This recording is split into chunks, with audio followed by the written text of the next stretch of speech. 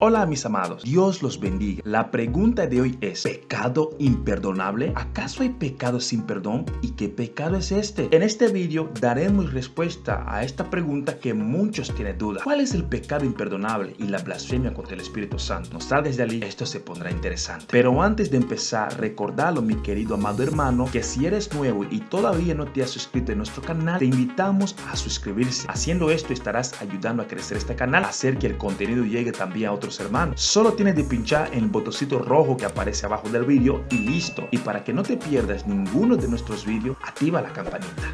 Empecemos.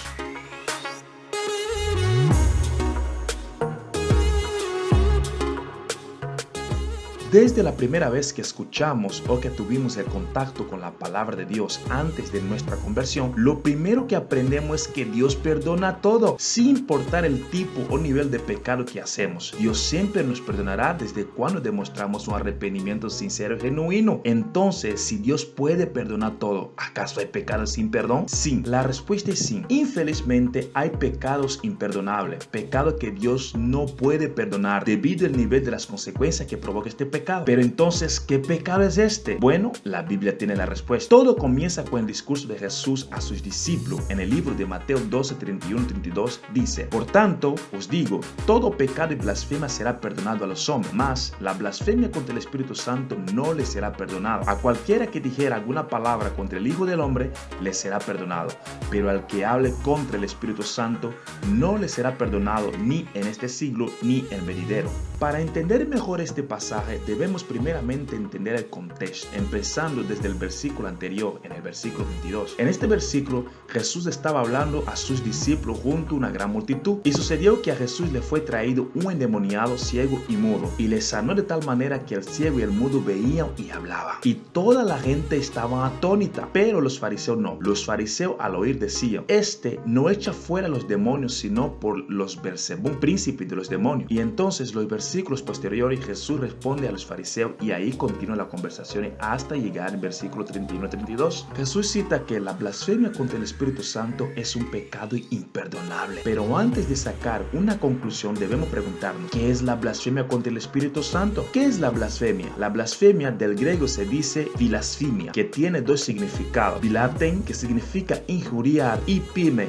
que significa reputación. Etimológicamente significa palabra ofensiva, injuriosa, contumeliosa, descarnio, pero en su uso estricto y generalmente aceptado se refiere a ofensa verbal contra la majestad divina. Ejemplo, el confronto del fariseo con Jesús. Los fariseos llamaban a Jesús el hijo de la prostitución y decían que Jesús hacía milagros con poderes endemoniados. Esto es una blasfemia. Insultar y menospreciar a Dios Todopoderoso, esto es una blasfemia. Segundo, ¿quién es el Espíritu Santo? Espíritu Santo es la tercera persona de la Trinidad de Dios: Dios Padre, Dios Hijo y Dios Espíritu Santo. En otras palabras, Espíritu Santo es Dios. Una vez que tenemos dos respuestas, ya podemos definir qué es la blasfemia contra el Espíritu Santo. La blasfemia contra el Espíritu Santo es insultar la majestad divina del Espíritu Santo. Pero todavía no tenemos la respuesta de nuestro tema. Entonces, ¿qué es el pecado imperdonable? Jesús decía: el que blasfeme contra el Espíritu Santo nunca le será perdonado. Allí es donde muchos sacan conclusiones equivocadas. Muchos piensan que el pecado sin perdón es decir una mala palabra al Espíritu Santo. Y otros decían que el pecado sin perdón es colocar los hechos del Espíritu Santo como los hechos de los demonios. O sea, decir una obra del Espíritu Santo que es una obra de los demonios. Tal como sucedió en el versículo 22, que los fariseos llamaron a la obra del Espíritu Santo la obra de los demonios. Así es como mucha gente piensa que es el pecado sin perdón. Si veo una obra del Espíritu Santo y digo que no es una obra del Espíritu Santo, mas sí de los demonios, para muchos esto es una blasfemia